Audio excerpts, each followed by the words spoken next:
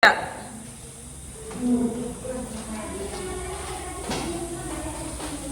Selamat pagi anak-anak. Baik, Ibu. Apa kabar kalian hari ini? Baik, Ibu. Oke, baik. Kalau begitu satu orang bisa pimpin kita dalam doa sebelum mulai pembelajaran kita hari ini. Yansa.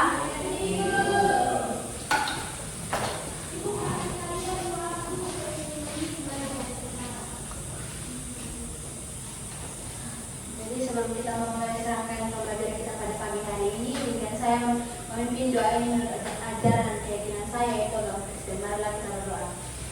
Ya Tuhan, terima kasih atas tuntunanmu dan perintahmu dari malam hingga pada pagi hari ini. Ya Tuhan, sekarang kami mau memulai segala proses pembelajaran kita pada pagi hari ini. Kiranya Engkau tuntun dan sertai dari awal hingga berakhir dengan baik. Ya Tuhan, hanya ini doa dan Tuhan kami. Haleluya, puji Tuhan. Amin. Terima kasih Yansa sudah memimpin kita dalam doa. Nah, di sini Ibu akan mengecek kehadiran. Hendrik, Hadir Ibu.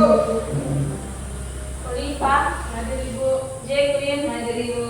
Maria, Hadir Ibu. Indri, hadir Ibu. Oke, baik, semuanya hadir ya. Ibu. Nah, anak-anak, pembelajaran kita adalah 30 menit, di mana 10 menitnya Ibu pakai untuk menjelaskan dan sisa waktunya itu kalian diskusi bersama. Nah, anak-anak, apakah kalian masih ingat tentang materi minggu lalu? Masih Ibu. Nah, coba Oliva, coba sebutkan materi minggu lalu tentang apa? Nah, materi minggu lalu tentang kita belajar tentang keseimbangan perasaan Ibu. Nah, coba sebutkan apa sistem organ-organ yang ada dalam sistem pencernaan, sistem pernapasan, Indri. Oke. Taring. Oke, berarti kalian semuanya masih mengingat materi minggu lalu ya. Nah, materi kita hari ini tentang sistem pencernaan. Nah, anak-anak, ketika kalian terlambat makan atau tidak makan dalam satu hari, pastinya kalian akan merasakan perut yang terasa sakit, kepala yang pusing, dan badan yang lemas. Nah, materi kita hari ini berkaitan dengan sistem pencernaan. Nah, anak-anak, apakah ada yang tahu tentang apa itu sistem pencernaan? Coba Maria, coba kamu sebutkan apa itu pengertian dari sistem pencernaan. Sistem pencernaan pada manusia itu adalah serangkaian organ yang bekerja sama untuk memproses makanan menjadi zat gizi yang dapat diserap dan dimanfaatkan oleh tubuh serta membuang sisa yang tidak dapat diperlukan oleh tubuh. Nah, anak-anak, tujuan pembelajaran kita hari ini ada 3. Yang pertama,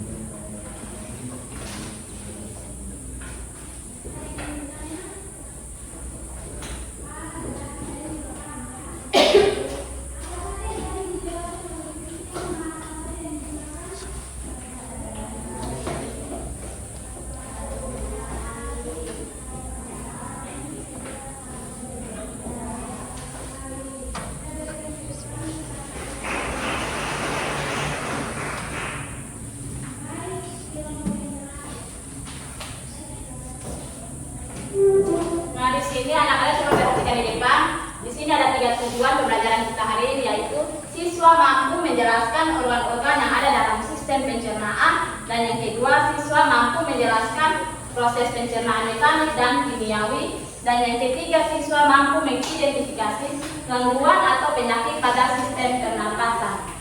Nah, anak-anak, coba kalian sebutkan organ-organ apa saja yang ada dalam sistem pencernaan. Mulut. Apalagi? Kerongkongan.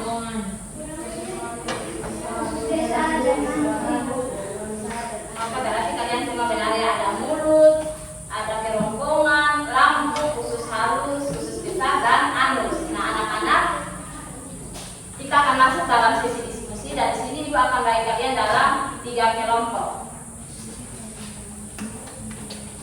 Kelompok 1 deretan depan, kelompok 2 di yang deretan kedua, kelompok 3 deretan yang ketiga.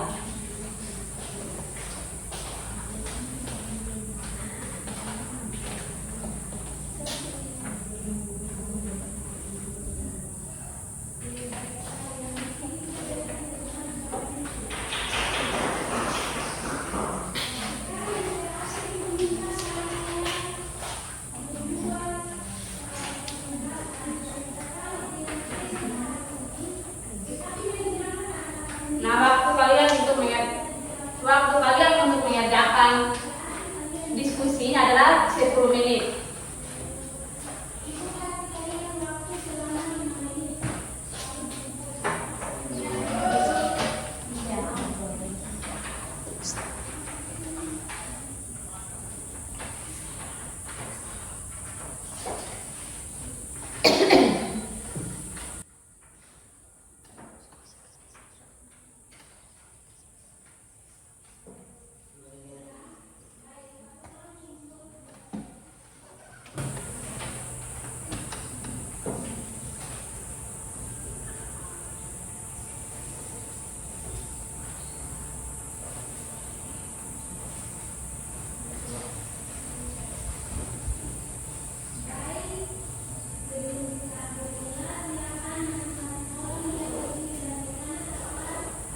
Apakah kalian sudah selesai mengerjakannya?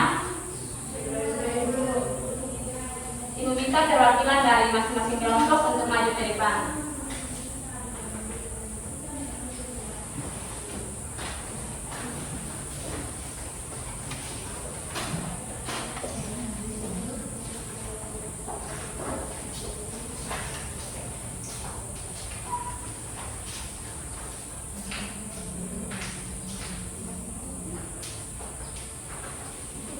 Baik teman-teman, di sini saya perwakilan dari kelompok 1. Nah, soalnya sebutkan fungsi bagian sistem pencernaan. Nah, yang pertama itu adalah mulut. Fungsi mulut adalah sebagai tempat masuk dan mengalami pencernaan mekanik, yaitu oleh gigi dan kimiawi oleh enzim aminase. Yang kedua adalah kerongkongan atau bisa disebut dengan esofagus. Nah, saluran yang menghubungkan mulut dengan lambung, di mana makanan didorong melalui kerongkongan menuju lambung dengan gerakan peristaltik. Nah, organ yang ketiga adalah lambung. Nah, teman-teman, lambung itu berfungsi sebagai tempat penyimpanan makanan sementara, mencerna protein dengan enzim pepsin, dan membunuh bakteri dengan asam urea dan disebut dengan UCL. Nah, organ yang keempat adalah usus halus. Nah, berfungsi sebagai tempat utama penyerapan saluran makanan yang terdiri dari 3 bagian,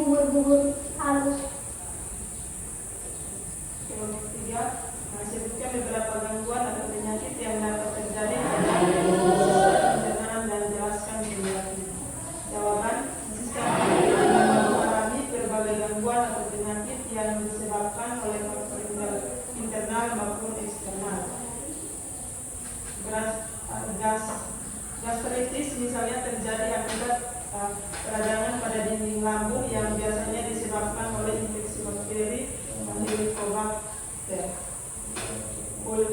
pylori. Nah, konsumsi makanan pedas berlebihan, stres, atau gangguan obat anti-inflamasi dalam jangka panjang. Oke, baik, terima kasih kepada kelompok 1, 2, dan 3 yang sudah mempresentasikan hasil presentasi kalian. Silakan kita berikan aplaus kepada teman-teman. Ya, baik anak-anak, Ibu akan menampilkan satu video untuk kalian nonton bersama. Kemarin kan kita sudah membahas pencernaan makanan dari mulut ya. Setelah dari mulut, makanan kita menuju kerongkongan. Kerongkongan adalah suatu saluran seperti tabung sepanjang 20 cm yang menghubungkan antara rongga mulut dengan lambung. Di dalam kerongkongan terjadi gerakan peristaltik, yaitu gerakan meremas-remas yang dilakukan oleh dinding kerongkongan untuk membuat makanan terdorong masuk ke dalam lambung. Berarti tujuan selanjutnya lambung yang didorong. Betul, Bob. Lambung adalah bagian dari organ pencernaan manusia yang paling elastis.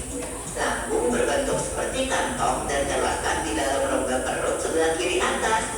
Di dalam lambung, makanan mengalami pencernaan secara mekanis dan kimiawi. Pencernaan mekanis dilakukan oleh dinding atau otot lambung yang meremas dan mengaduk makanan.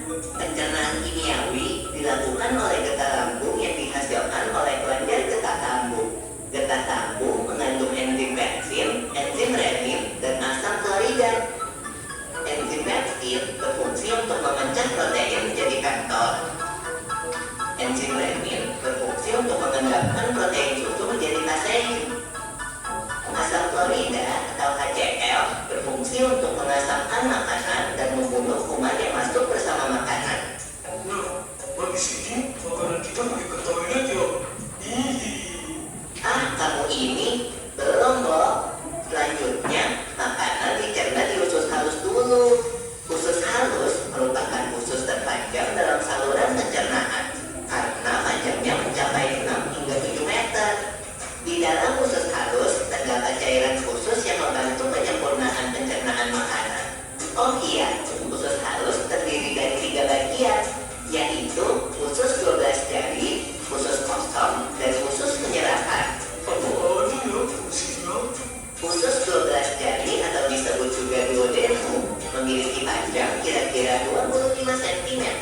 Usus 12 jari mencerna makanan dengan bantuan getah pankreas dan getah empedu. Getah pankreas dihasilkan oleh kelenjar pankreas. Getah pankreas mengandung enzim-enzim berikut. Enzim amilase berfungsi mengubah zat tepung atau amilum menjadi gula atau glukosa.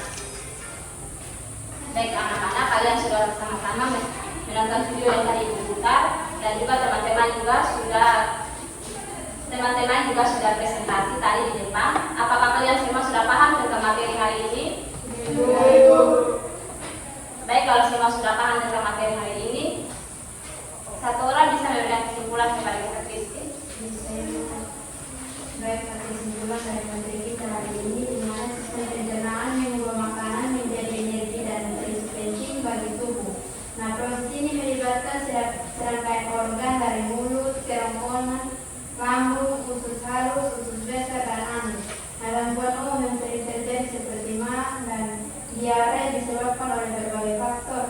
Nah, menjaga kesehatan pencernaan dengan diet seimbang dan gaya hidup sehat adalah kunci untuk fungsi tubuh yang optimal. Baik, terima kasih kepada Kristi. Kita berikan aplaus.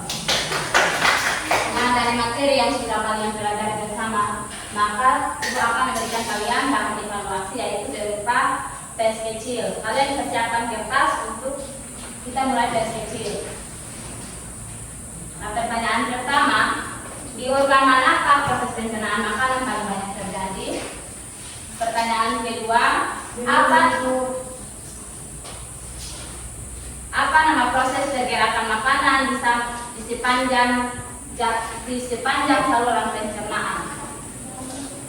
Waktu untuk kalian kerjakan 5 menit.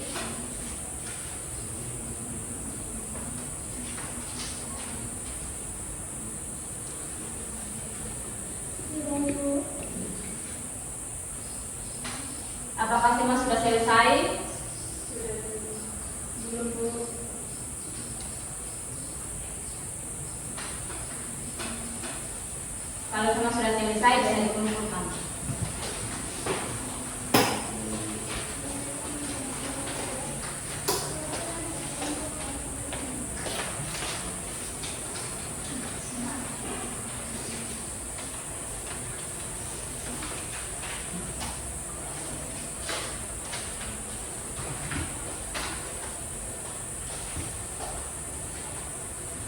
Baik anak-anak, materi kita sampai di sini.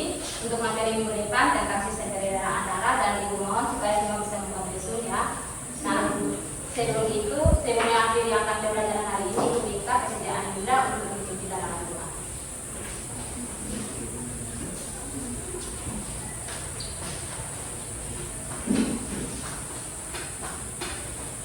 Baik, sebelum kita mengakhiri kelas kita pada kesempatan hari ini, mereka kita satu selesai. Terima kasih Bunda yang telah mengikuti doa. Sampai jumpa minggu depan dan